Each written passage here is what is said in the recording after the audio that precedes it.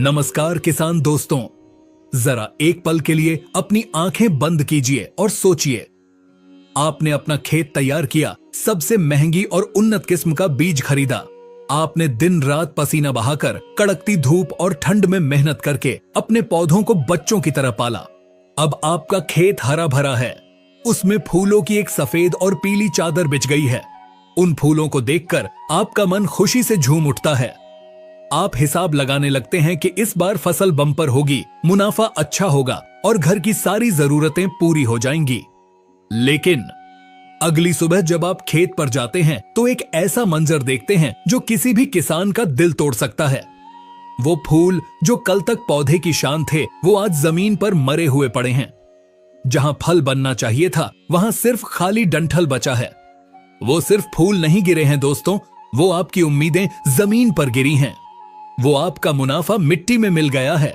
क्या आप जानते हैं, भारत के 90% किसान भाइयों के खेतों में 30 से 40% उत्पादन सिर्फ इस एक समस्या की वजह से कम हो जाता है, जिसे हम कहते हैं फ्लावर ड्रॉपिंग, यानी फूलों का झड़ना। चाहे वो टमाटर हो, मिर्च हो, भिंडी हो, दाल वाली फसलें हो या फिर आम और अनार के बगीचे हों, यह समस्या एक दीमक की तरह आपके मुनाफे को अंदर ही अंदर खा रही है। लेकिन क्या हो अगर मैं आपसे कहूं कि आज इसी वक्त आपकी यह समस्या हमेशा हमेशा के लिए खत्म होने वाली है? क्या हो अगर मैं आपसे कहूं कि आज के बाद आपके खेत में एक भी फूल नहीं गिरेगा? जी हां, आज इस वीडियो के माध्यम से मैं आपको वो गुप्त राज और वो वैज्ञानिक तरीके बताने वाला हूं जो बड़ी बड़ी खाद और दवा कंपनियां अक्सर आपको पूरी तरह नहीं बताती। आज हम उस ब्रह्मास्त्र की बात करेंगे जिसके इस्तेमाल से आपका हर एक फूल फल में बदलेगा। अगर आप अपनी खेती से 2 गुना उत्पादन लेना चाहते हैं तो अगले कुछ मिनट अपनी जिंदगी के सबसे महत्वपूर्ण मिनट मानकर इस जानकारी को सुनिएगा, क्योंकि आज हम फ्लावर ड्रॉप की समस्या को जड़ से उखाड़ फेंकने वाले हैं। चलिए सबसे पहले दुश्मन को पहचानते हैं। आखिर फूल गिरते क्यों हैं? किसान भाइयों, फूल गिरने के पीछे मुख्य रूप से 4 बड़े कारण होते हैं और मैं दावे के साथ कह सकता हूं कि इनमें से तीसरी गलती आप जरूर कर रहे होंगे। बिना कारण जाने अगर आप कोई भी दवा डालेंगे तो वो पैसे की बर्बादी होगी। सबसे पहला कारण है कुदरत का खेल, यानी तापमान का उतार चढ़ाव। पौधा भी एक जीवित प्राणी है। जब उसमें फूल आते हैं तो वो अपनी जिंदगी के सबसे नाजुक दौर में होता है। विज्ञान कहता है कि अगर दिन का तापमान 35 डिग्री से ऊपर चला जाए या रात का तापमान बहुत ज्यादा नीचे गिर जाए तो फूलों के अंदर मौजूद पराग कण यानी पोलन ग्रेन्स सूख जाते हैं। जब पराग कण सूख जाएंगे तो फूल के अंदर निषेचन यानी फर्टिलाइजेशन नहीं होगा, और जब फर्टिलाइजेशन नहीं होगा तो पौधा उस फूल को एक बोझ समझता है और उसे नीचे गिरा देता है। उदाहरण के लिए टमाटर में अगर रात का तापमान 13 डिग्री से कम हो जाए तो फूल फल में नहीं बदलते। दूसरा कारण है हवा में नमी की कमी या अधिकता। अगर हवा बहुत सूखी है तो फूल झुलसकर गिर जाएंगे, और अगर बारिश हो गई है या हवा में बहुत ज्यादा नमी है तो फूलों के डंठल में फंगस लग जाती है, जिससे फूल सड़कर गिर जाते हैं। यह तो हुई मौसम की बात, जिस पर हमारा ज्यादा जोर नहीं है। लेकिन अब आते हैं उस कारण पर जो सबसे महत्वपूर्ण है, और वो है किसान की अपनी गलती। जी हां, हम अनजाने में कुछ ऐसी गलतियां करते हैं जो फूलों का दुश्मन बन जाती हैं। इसमें सबसे बड़ी गलती है गलत समय पर सिंचाई। अक्सर हमारे किसान भाई सोचते हैं कि खेत में फूल आ गए हैं, अब मैं इसे पेट भरकर पानी पिला देता हूं ताकि फल मोटा बने। यह आपकी सबसे बड़ी भूल है। विज्ञान को समझिए। पौधे की 2 अवस्थाएं होती हैं। एक होती है वानस्पतिक वृद्धि, यानी जब पौधा अपनी लंबाई और पत्ते बढ़ाता है, और दूसरी होती है प्रजनन अवस्था, यानी जब वो फल और फूल बनाता है। जब फूल आ रहे हों तो पौधे को थोड़ा सा तनाव या स्ट्रेस चाहिए होता है।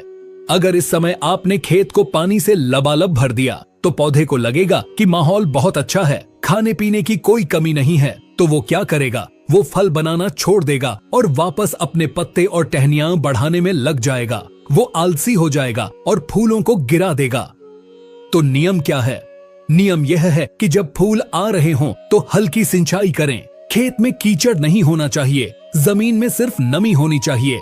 पौधे को हल्का सा प्यासा रखें ताकि उसे लगे कि मुझे जल्दी से जल्दी अपनी वंश वृद्धि करनी है, यानी फल बनाना है। दूसरी बड़ी गलती है नाइट्रोजन का ओवरडोज, यानी यूरिया का गलत प्रयोग।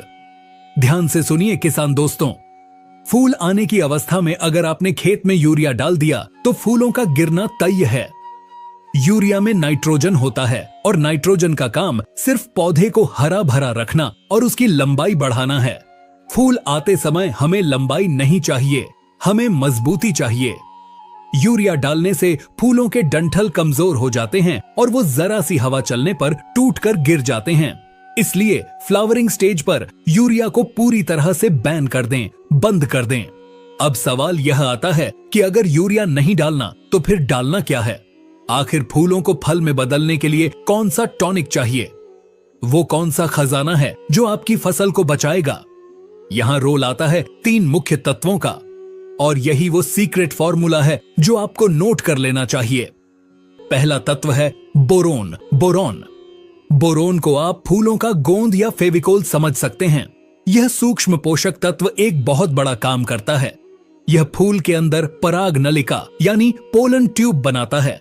इसी ट्यूब के जरिए नर और मादा का मिलन होता है।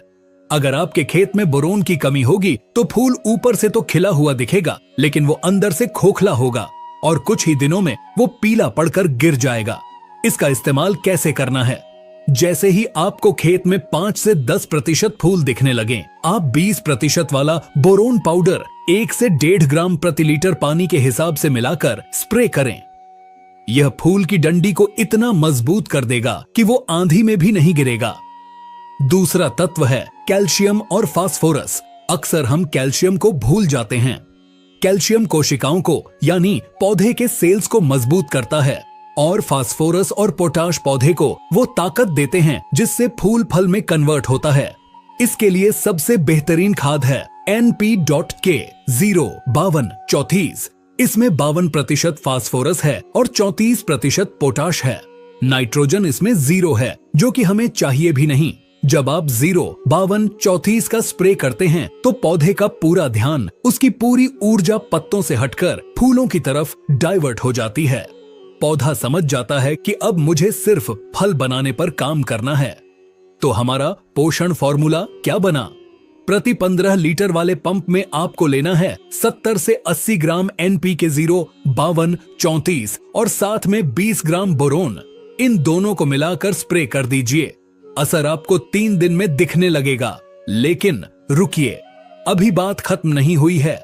कभी कभी ऐसा होता है कि किसान भाई पानी भी सही दे रहे हैं, खाद भी सही डाल रहे हैं, फिर भी फूल गिर रहे हैं। इसका मतलब है कि समस्या बाहर नहीं, पौधे के अंदर है। पौधे के हार्मोन्स बिगड़ गए हैं। इसे ठीक करने के लिए हम इस्तेमाल करेंगे खेती का ब्रह्मास्त्र, जिसे वैज्ञानिक भाषा में PGR या प्लांट ग्रोथ रेगुलेटर कहते हैं।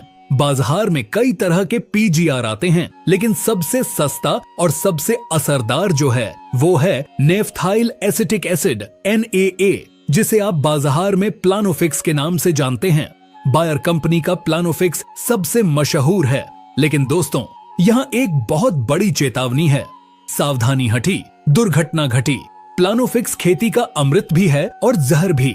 अगर इसकी मात्रा थोड़ी सी भी ज्यादा हुई तो ये आपके सारे फूलों और कलियों को जलाकर राख कर देगा। इसलिए इसकी डोज को बहुत ध्यान से सुनिए। एक 15 लीटर के पंप में आपको सिर्फ और सिर्फ 4 मिलीलीटर प्लानोफिक्स डालना है। मैं दोबारा दोहरा रहा हूं, सिर्फ 4 मिलीलीटर, 5 मिलीलीटर भी नहीं होना चाहिए। इसे हमेशा शाम के वक्त स्प्रे करें। यह दवा क्या करती है? यह पौधे के डंठल में एक ऐसी परत बनने से रोकती है जो फूल को तोड़ती है। यह फूल और टहनी के बीच के जोड़ को लोहे जैसा मजबूत बना देती है।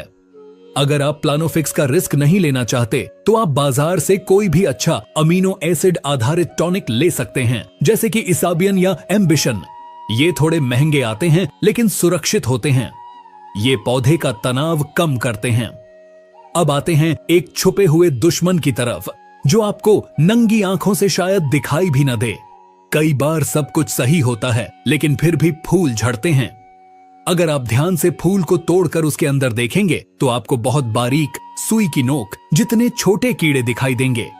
इन्हें थ्रिप्स और माइट्स कहते हैं। ये कीड़े फूल के सबसे कोमल हिस्से का रस चूस लेते हैं, जिससे फूल सूख जाता है। खासकर मिर्च और टमाटर की फसल में यह समस्या बहुत आती है। अगर आपको फूल के अंदर काले या पीले धब्बे दिखे तो समझ जाइए कि कीड़ों का हमला हुआ है। इसके लिए आपको एक हल्का कीटनाशक जैसे कि इमिडाक्लोप्रिड या एसिटामिप्रिड बहुत ही कम मात्रा में शाम के समय छिड़कना होगा। लेकिन ध्यान रहे, जब फूल पूरी तरह खिले हों तो बहुत तेज गंध वाली दवा न डालें, वरना जो मधुमक्खियां परागण करने आती हैं वो मर जाएंगी और आपका नुकसान हो जाएगा। चलिए अब इस पूरी वीडियो की चर्चा को संक्षेप में समझते हैं और वो विजयी फॉर्मूला तैयार करते हैं जिसे आपको अपनी डायरी में लिख लेना है। अगर आप चाहते हैं कि एक भी फूल न गिरे तो इन 5 बातों की गांठ बांध लें। नंबर 1, सिंचाई पर नियंत्रण। फूल आते समय खेत में पानी कम दें, सिर्फ नमी बनाए रखें, भरकर पानी कभी न दें। नंबर 2, यूरिया पर प्रतिबंध। फूल दिखने पर यूरिया या किसी भी तरह की नाइट्रोजन खाद का प्रयोग बिल्कुल बंद कर दें। नंबर 3, सही पोषण। जैसे ही फूल दिखने शुरू हों, NPK 0, 52, 34, 70 ग्राम और बोरोन 20 ग्राम का स्प्रे प्रति पंप करें। Number 4, hormonal balance. अगर समस्या गंभीर है तो प्लानोफिक्स का स्प्रे करें, लेकिन मात्रा का विशेष ध्यान रखें, सिर्फ 4 ml प्रति पंप। नंबर 5, कीड़ों से सुरक्षा। फूलों के अंदर ध्यान से देखें, अगर थ्रिप्स हैं तो हल्का कीटनाशक प्रयोग करें। किसान दोस्तों, यह कुदरत का नियम है कि जो मजबूत होगा वही टिकेगा। हमें अपनी फसल को इतना मजबूत बनाना है कि मौसम की मार और हवा के थपेड़े उसका कुछ न बिगाड़ सके। जो तरीका मैंने आज आपको बताया है, यह सिर्फ किताबी ज्ञान नहीं है, बल्कि हजारों सफल किसानों का अपनाया हुआ अनुभव है।